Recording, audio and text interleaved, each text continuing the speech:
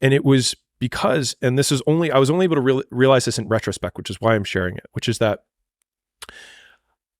the thing that was the outcome of those 5 years was me and the skills and the experiences that I possessed through going through it.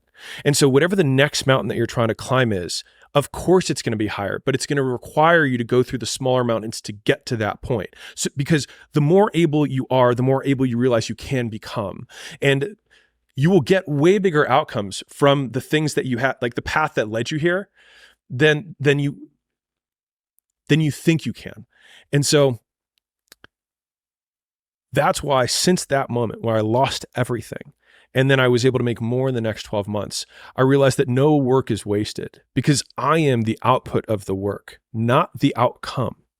And that was one of the biggest frame shifts for me in never thinking that work is wasted, because the more I work, the bigger my work ethic, the more my work capacity increases. And to give an exercise example, because I think it's cool and interesting, is that a lot of people talk about this concept of overtraining. Don't worry, I'll bring it back.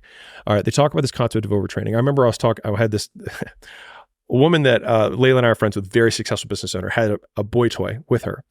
And he was like, "Aren't you concerned about overtraining?" And I was feeling a little pissy that day.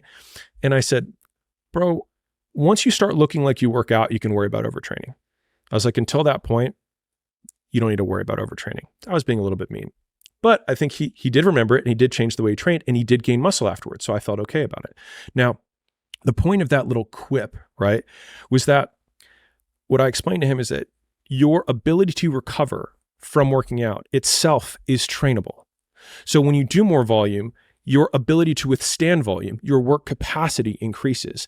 And so to the same degree, people are like, "I feel burnt out." The thing is that you either die or you adapt. That's it, right? And in the fitness world, you either die, get injured, or adapt, right? And since you're probably not going to die, you really just need to make sure that you don't get injured. And if you don't get injured and you don't die, you get better.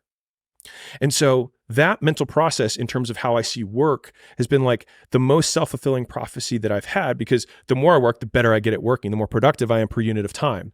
And so, and then I get the outcomes that happen eventually. But the point is, and you probably, I mean, I already know, you know this, but the outcomes become so irrelevant compared to the reward that you get in the meantime.